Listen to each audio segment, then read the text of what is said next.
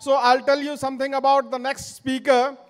He's crypto data's technical solution architect, and he's having his PhD in immersive technologies from Sorbonne University.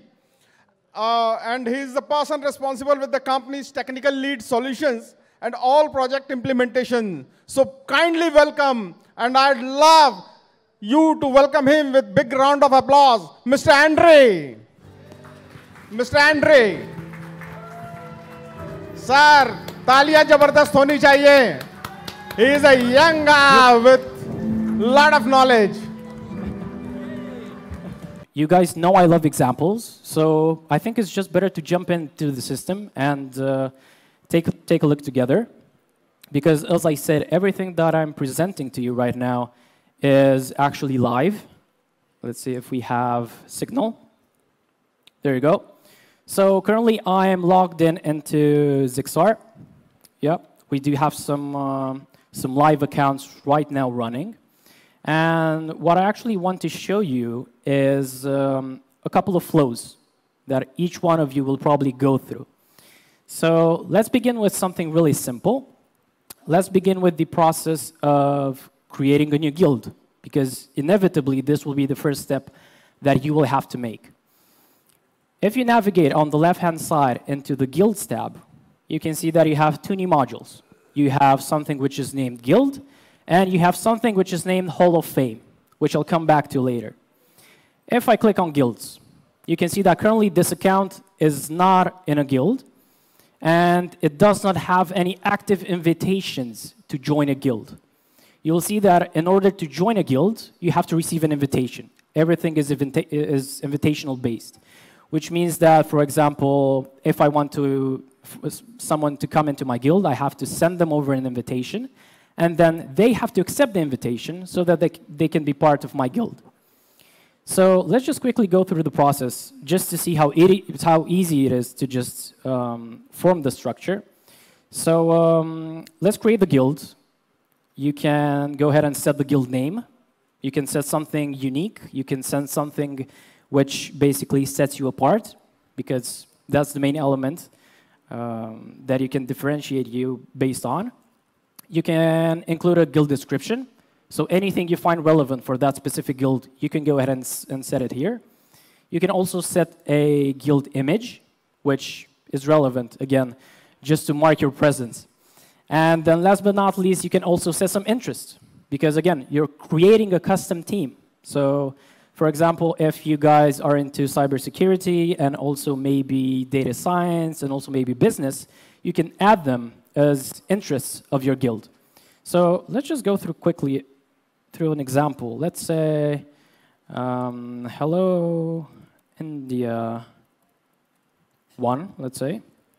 Hello, this is a test guild. And let's just quickly also add a picture. This is a custom NFT. And then let's go ahead and create the guild. Awesome. So the guild has just been created.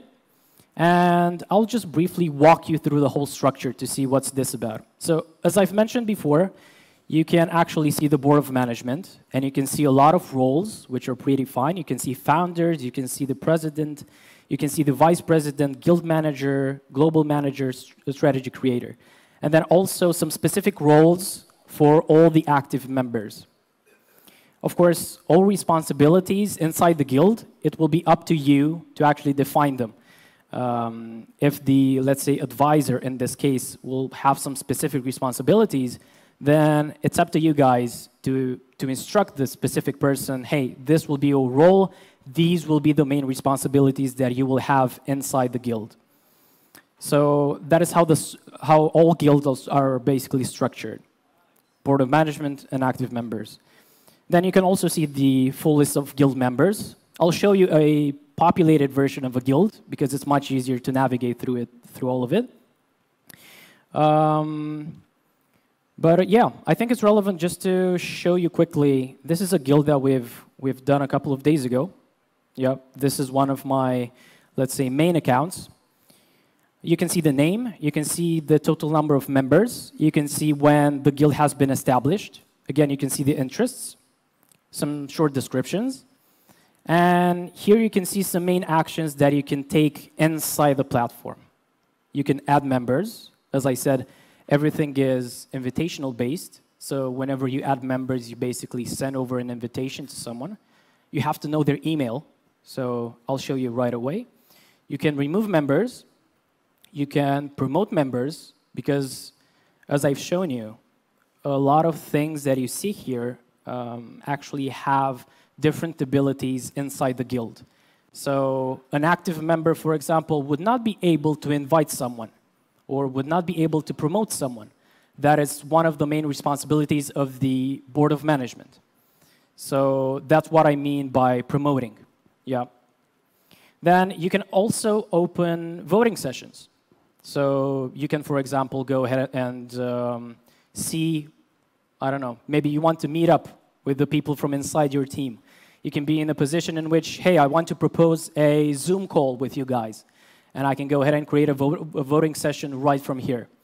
And of course, last but not least, you can also edit some guild informations. You can also see, of course, the history of the voting sessions. As I said, you can see the structure of the guild. You can also see the NFTs, like the profile pictures of the members inside the guild. And of course, all the members inside the guild. You can see the full name. You can see the rank that he has inside the guild.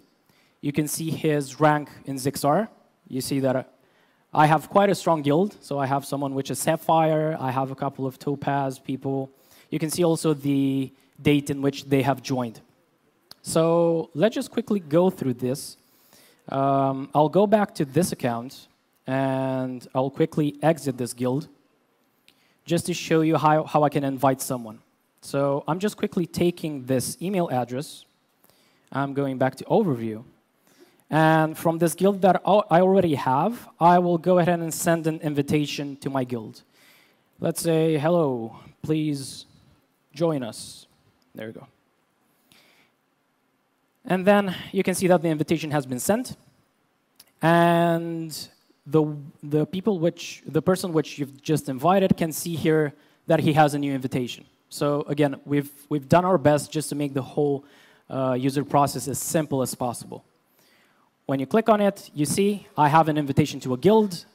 We have ZiXXar Best Team, seven members. I see the short message, and I can basically take a decision. I can accept the invitation, or I can decline the invitation.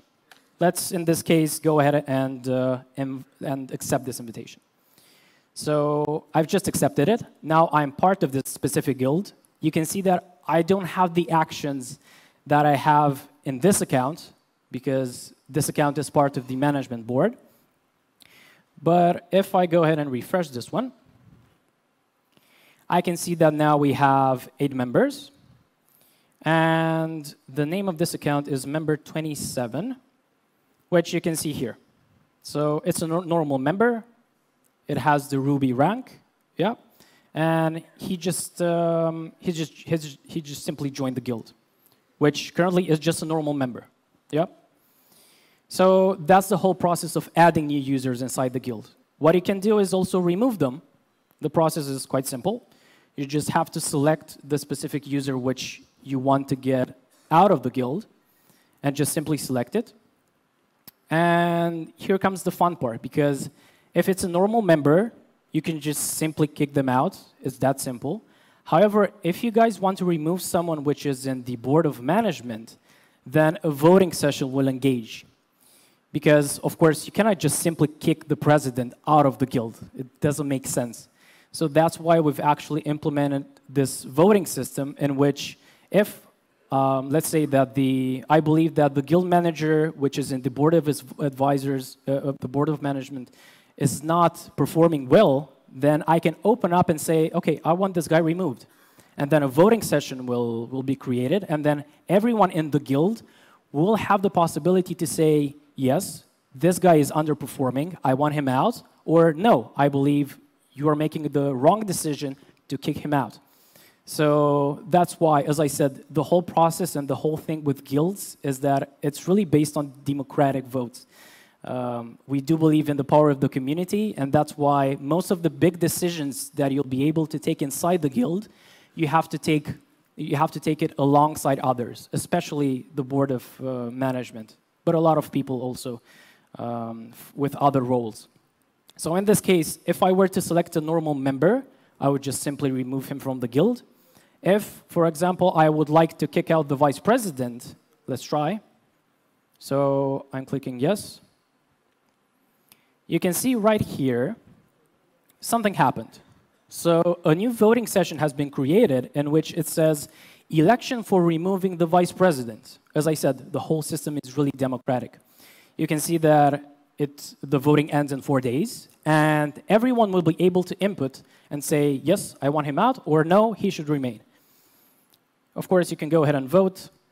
And let's say, in my example, no, I want to keep the vice president. I believe he's a really hard-working guy. So in this case, I've just voted my opinion. Whenever this voting session ends, then a decision will be taken automatically. So if the majority votes that the vice president should go out, then automatically he will be kicked. And then the next person in the line, which is the guild manager, will become the vice president automatically. Cool. So that it's all about the process of removal. Let's discuss about the process of promoting someone. Let's say that I've just managed to recruit this guy, which is member 27. So he's a new talent. He just joined the guild. He's performing really well. He's a great team player. And I would like to promote him into the board of management. I can just go ahead and promote. I select the member. And then let's say I believe he's a great fit so that he can become a global manager. And I can go ahead and click promote. After I clicked promote, you can see that a new election has begun.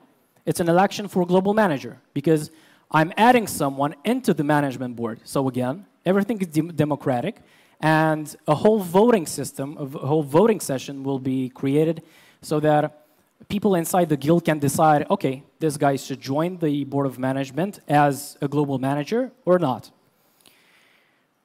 Awesome. So that was with promoting members. Let's also discuss on how you can open simple voting sessions, like just simple question. Can we have a Zoom call at 1:30 Indian Standard Time? I will send the link in private. Okay, and then I can just simply go ahead and pick options. Let's say yes, no, and let's say I don't want to join. Can be the case. Don't want to join. I can preview the poll. Okay, so the question is, can we have a Zoom call at 1:30 Indian Standard Time? I will send the link in private, and then you can see the options. Yes, no, or I don't want to join. I'll go ahead and publish the specific poll. And now you can see it being created here. You can see that the time duration is 24 hours for simple voting sessions. And here I can go ahead and take a decision. Anyone can basically vote. Let's say just because I'm proposing this, I'll just click yes, because I can make it.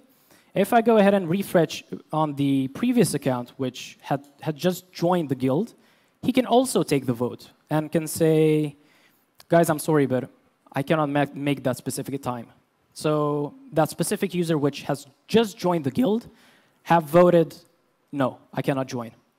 After this whole survey, this whole voting element ends, then, of course, a decision will be taken by the person which created the specific voting session. Coming back to this one, so that is a really simple flow on how to go ahead and ask open-ended questions. And then last but not least, you can also edit the guild information. Yeah, you can edit the description. You can edit the country. You can edit the interests, and of course the picture. You have to be careful because you cannot reset the name of the guild.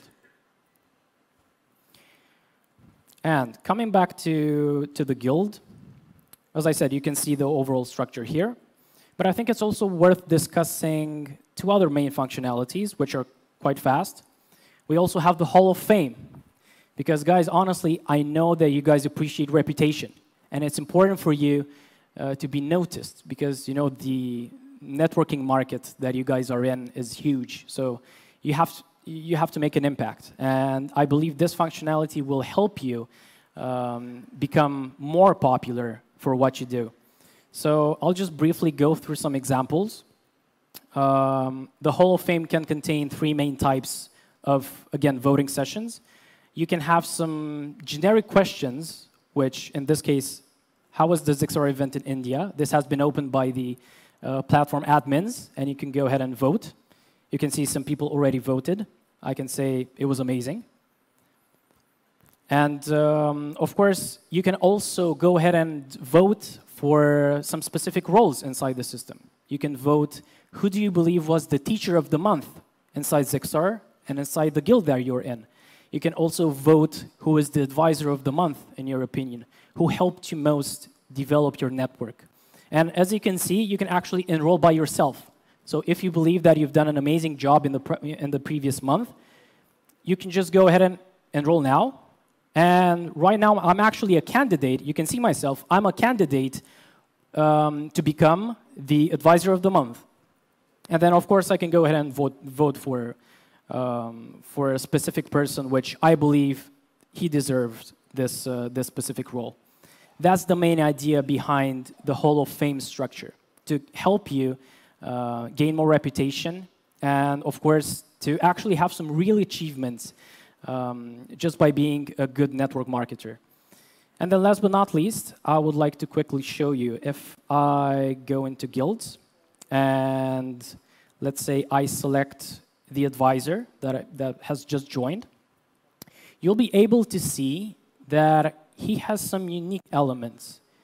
These elements are called medals. And actually, these medals are being obtained whenever you manage to achieve a milestone. In this case, this specific user has been the top seller in a month 1 time. And because of that, he was able to receive this badge, this medal. He was also 1 year on the platform, which, again, it's worth for him to receive this specific medal.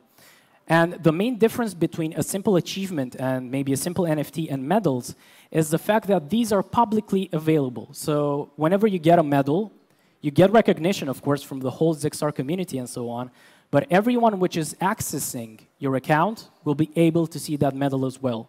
So as a form of recognition for you, we offer these badges so that you can go ahead and show to other people that, hey, I'm the real deal, and I've worked for it. So, yeah, that was it from my end. A pleasure to have you all here.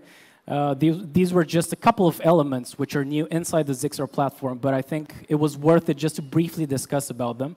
But don't worry, we will have many other webinars in which we present this whole stuff just for you. Thank you so much. Hello.